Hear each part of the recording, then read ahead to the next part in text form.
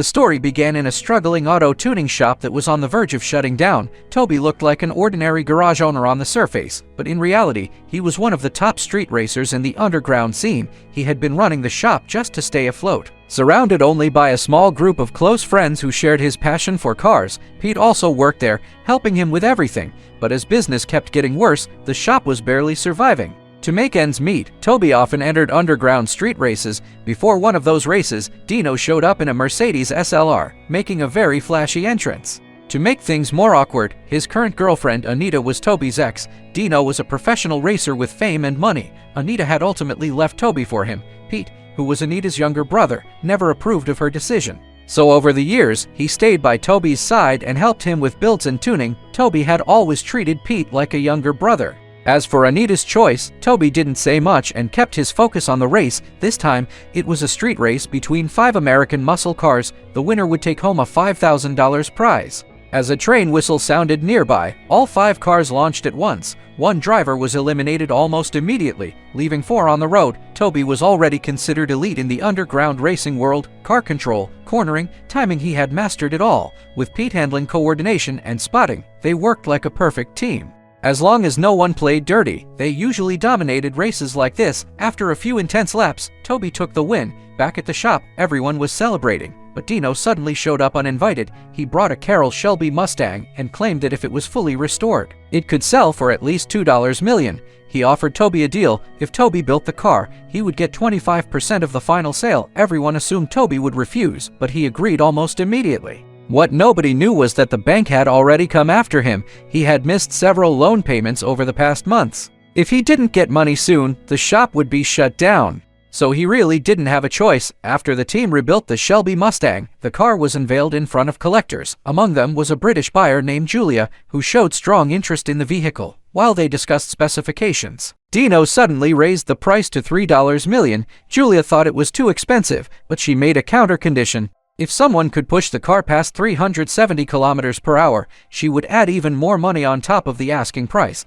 The next day, Tobey took the Mustang onto the track himself. Since he built the entire setup, he knew exactly where its limits were. After multiple runs, he reached 234 miles per hour, nearly 377 km/h. That meant he would earn about $675,000 from the deal. It was a huge payout, but Dino wasn't willing to let it go that easily. He proposed another race. The winner takes everything. Soon, all 3 of them stood next to 3 Koenigsegg hypercars. The race began, and all 3 cars launched at full speed. But during the high-speed run, everything went wrong. Pete lost control and crashed violently. The car exploded instantly. To cover his tracks, Dino hit his own car. He then paid 2 witnesses to change their statements. They claimed only 2 drivers were racing that night, Pete and Tobey. With no power and no backing, Tobey was framed and sentenced to prison for 2 years. On the day of his release, a friend was already waiting outside. Tobey immediately reached out to Julia. He needed the Mustang again for the De Leon race, because he knew Dino would definitely enter. De Leon wasn't just about prize money. The winner also took every competing car, worth over $6 million in total. But there were only 45 hours left before the event. Tobey had to cross the entire country to reach California, and only invited drivers would even receive the final location. So from the very beginning, he went all in. Soon after hitting the road, he started pushing the Mustang hard. Drifts, high-speed weaving, extreme overtakes. He never lifted off, even after 2 years inside. His skills hadn't faded at all. Julia was completely overwhelmed sitting in the passenger seat, but Tobey wasn't doing it just for fun. He was trying to get attention from Monarch, the organizer of De Leon, and it worked. Meanwhile, Dino was securing sponsors. Confident the championship was already his, he had no idea Tobey was already tearing across the country at full speed. After a night of non-stop driving, Tobey's old crew saw him on the road. The sound of the Mustang echoed through the streets. Everyone immediately understood he was back. Soon, the police started chasing him, but that was exactly what Tobey wanted. Above him, Finn worked on fine-tuning the car remotely. The Mustang still needed more precise adjustments to stay competitive. Then a helicopter appeared overhead. It turned out the pilot was on Tobey's side. They turned the whole chase into a live broadcast, with aerial support above and ground assistance clearing the way. Tobey only had one job left: keep his foot on the gas, and just like that, the police were completely shaken off. Their teammates uploaded the footage online immediately. Monarch saw the video and instantly recognized the driver as Tobey. Back in his office, Dino saw it too. To stop Tobey from entering the race, Dino put out a bounty. Anyone who could take Tobey out on the road would get his Lamborghini. Meanwhile, Julia directly called Monarch. She revealed what really happened back then. There was still no hard evidence. But both Monarch and Anita, who was listening nearby, started to believe Tobey. In the end, Monarch made the announcement. Tobey was officially given the final entry spot. At the same time, the final race location was revealed. Anita took advantage of Dino being out of the office and secretly checked his computer. She finally discovered that the missing Koenigsegg had been hidden in a garage all along.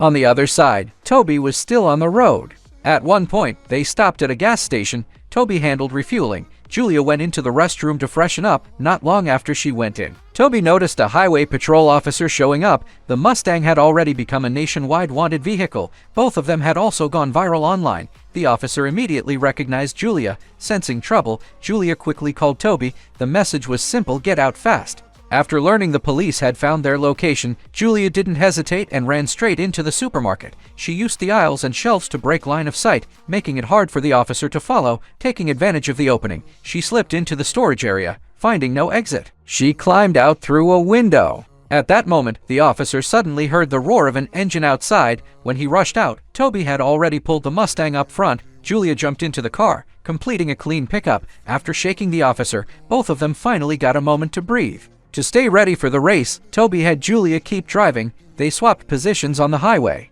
It was her first time doing something like this, but she handled the car well. They kept pushing hard through the night. The next morning, Tobey was still asleep when a car slammed into them from behind. A group of racers chasing Dino's bounty had caught up. They played no rules. Soon after, they even pulled out weapons. Seeing the guns, both of them realized things had escalated fast. There was no time to switch drivers anymore. Tobey had to coach Julia in real time. Ahead, two semi-trucks blocked the road completely. Tobey immediately pulled the handbrake and told Julia to swing the Mustang onto the dirt. The terrain was brutal for the car. One mistake could send them off the mountain. As the pursuers closed in from both sides, a helicopter suddenly appeared overhead. The pilot was one of Tobey's allies. A rope was dropped down. Tobey quickly secured the Mustang to it. The next moment, the entire car was lifted into the air. The teammates waiting ahead were stunned. They never expected Tobey to enter California like this. He had been chased by cops, ambushed by rivals, and nearly killed along the way. But he still made it before the race started. However, Dino's men didn't stop. Soon after, the Mustang was completely wrecked in a crash. The attacker fled immediately. Inside the car, Tobey called his team right away. Then he pulled the injured Julia out with force. Luckily, she survived, but after everything they went through, the car was gone. All their plans collapsed in an instant. They rushed Julia to the hospital first. After that, Tobey contacted Anita. He needed a car capable of entering De Leon. Anita had already left Dino by then. After hearing everything, she gave Tobey an address. That night, Tobey and his crew arrived at a storage yard. When they opened the garage door, both of them froze. Inside was the Koenigsegg, the same car linked to Pete's death. After securing the car, Tobey went to check on Julia at the hospital. After everything they had been through together, their bond had clearly grown stronger. The next day, De Leon officially began. 6 hypercars lined up on the grid. Front row, a Bugatti Veyron and Dino's Lamborghini Sesto Elemento. Second row, a Celine S7 and a McLaren P1. Back row, a GTA Spano and Tobey's Koenigsegg. When Dino saw the car, his expression changed immediately. He knew the truth from that night was about to surface. Tobey said nothing. He simply threw Anita's ring back at Dino. The signal lights turned red. All 6 cars launched at once. Every car had 0-100 km/h times under 3 seconds. The entire race was pure chaos at extreme speed.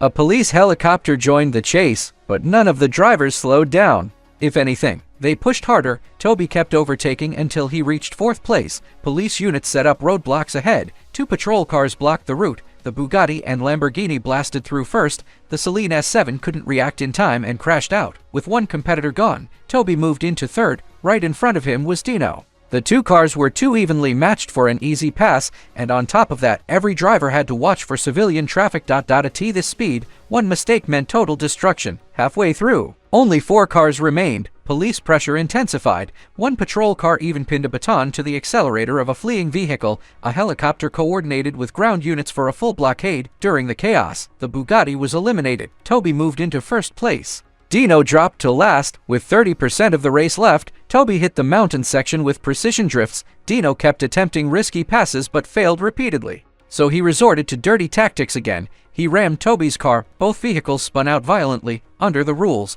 the winner would take all the cars. But now? Most of them were wrecked anyway. The investor backing Dino was likely watching everything fall apart, but Tobey didn't care about the value of the cars. He wasn't here for money. He was still on parole, and another illegal race would send him back to prison, but none of that mattered anymore. He was here for one reason only: Dino. When Dino's car caught fire, his crew thought it was over, but Tobey hesitated for a moment, then hit the brakes. He turned back into the crash. Before the car exploded, he pulled Dino out. "You're going to live with it." He didn't save him out of mercy. He saved him so Dino would face everything himself. Tobey got back in his car and drove through the police chase toward the finish line. He won the race and recovered the missing Koenigsegg.